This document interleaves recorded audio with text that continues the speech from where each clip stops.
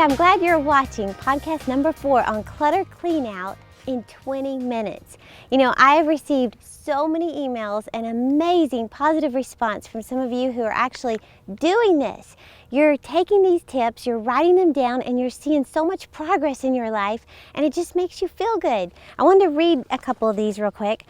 This is Alicia, and she says, I believe this word was meant for me. I've often found myself in a wandering state as I would go around doing things, but never really completing a task as I would like. She says, I do good with laundry, but getting the whole house done as I would like is becoming harder. That goes with other things in my life as well. Projects started, but left incomplete. This was a wake-up call for me. Thank you. You've really encouraged me. Thank you, Alicia, for writing in. But you know what? I said in one of the podcasts that I heard this quote a couple years ago. They said, the way you do anything is the way you do everything. Think about that. The way you do anything is the way you do everything. Just like Alicia was saying, so many projects left incomplete. Well, you know, it could be that if your bed is always half made, then maybe your music CD is always half recorded. But that's why we want to change these things with a simple solution that I'm telling you, any of us can do this. We just have to do it. Well, listen to this from Renee. She says, you gave me hope. I'm going to spend 20 minutes a day looking through boxes in my basement and donate, toss, or keep what's necessary. I like that. She's got 3 little plans there. That way my basement will get organized one box at a time in a 20-minute time frame. Like you said, clutter drains you and blocks my success, and most of all, my peace of mind. I will finish what I start today and into tomorrow. Well, that's the biggest thing, is that not only does clutter block success, but it drains your energy and it steals your peace. And you need to be free of all this stuff that's just nagging at you, all these unfinished projects in your surroundings and unfinished projects in your mind. The phone call that needs to be made, the bill that needs to be paid, you know, the degree that needs to be pursued. Those things need to be done. Why? So you can focus on your future. You have no anxiety, nothing nagging at you. You can focus on your future. So I'm recommending, as the solution to get organized, is to make a list of all the things that are nagging at you. Go through every room in your house and write down every room. I put it on my iPad. I listed every single room and everything in my house that needs to be cleaned up. That's the first step. Don't start tackling a project. Write it down. Write the vision, make it plain. Then number 2 is designate a day to start. I always like to recommend starting today. Why? Because you don't want to just keep putting things off till tomorrow, because I've been told when you get inspired to do something, if you don't do something about it within 24 hours, chances are you never will.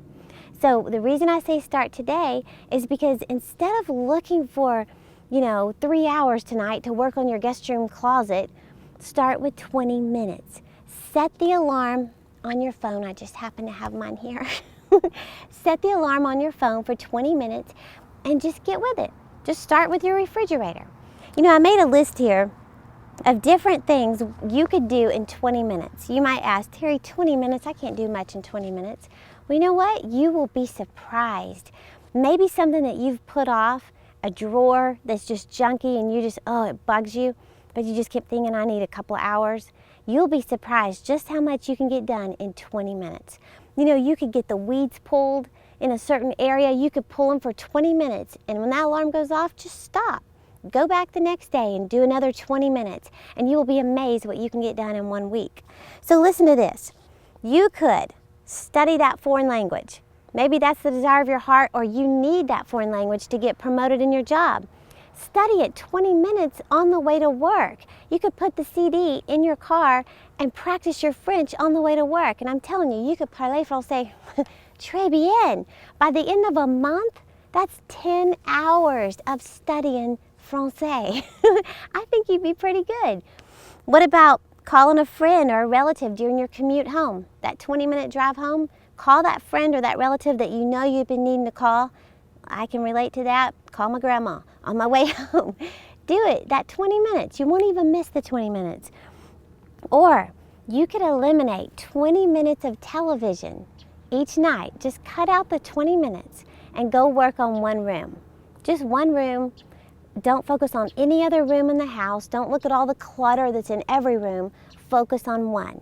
And I always say, start with the room you spend the most time in and start with what's visible to your eyes. Start with what you can see, because that way you're going to see your progress and you'll be motivated to finish the project.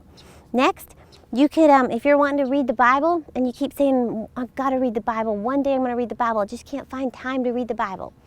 Well, you know what? You could start with 20 minutes, maybe even on your lunch hour, and you could start with Proverbs. There's 31 Proverbs in the month. In the book of Proverbs, there's 31 days in the month. Read one a day and just spend that 20 minutes doing nothing else. Or you could clean up the dishes in the kitchen before you go to bed. Set the alarm for 20 minutes, clean up the kitchen. That way, when you go to bed in peace and you wake up in peace. The dishes are put away, the countertops are wiped off. 20 minutes. You could do so many things. You could work on the next chapter of your book. You could clean out your refrigerator. You could clean out your purse. Set the alarm for 20 minutes and get that purse organized. I don't know about you, but that purse can get disorganized that fast. So we have to maintain it. Then think about your car. A tip I heard recently is anytime you go fill up your car with gas, take that opportunity while it's pumping gas and clean out the trash. Put it all in the trash can right then. Just get it over with. There's so many things you could do. And like I said, 20 minutes over a month's time, that's 10 hours of getting organized this month, and you won't even miss the 20 minutes. Now let me tell you real quick, 5 benefits to getting organized. Number 1, you'll save money. Why? Because you won't have to go buy those AA batteries that you can't find because you'll know where they're at, or the scissors or the tape or glue, whatever. Number 2, you'll save time because, if you always know that your shoes always go in your closet, I know it's crazy, Cassidy Foy, then you won't be running all over the house in every room trying to find your shoes, right? You'll save time. You'll be less stressed. You'll have peace because everything has its place, everything's in order, and you'll have peace. Number 4, you'll have more time and energy to go after the bigger dreams and goals in your life because you're not always just thinking about all these things that need to be done. No, you can focus on the bigger things God has for you. Finally, number 5, you'll have more confidence when things are in order. You'll be proud to bring people to your home. They'll have more confidence in you, and I'm telling you, it's going to be a promotion for the next thing that God has for your life. So, order the CD and listen to it while you're getting organized, and I believe it's going to take you to that next step. Thank you for watching, and I'll see you next week.